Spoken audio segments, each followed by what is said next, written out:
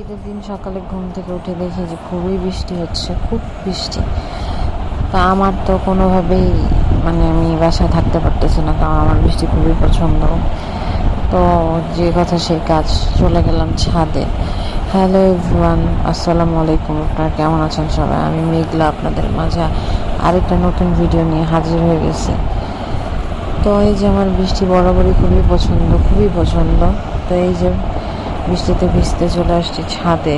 এখন পাগুলো ভিজাচ্ছি, দুষ্টামি করতেছি বসে বসে, বৃষ্টিটা উপভোগ করতেছি। আমার তো বৃষ্টি সেই লেভেলের ভালো লাগে।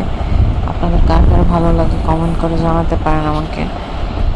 তো বৃষ্টিতে ভিজার মজাই অন্যরকম।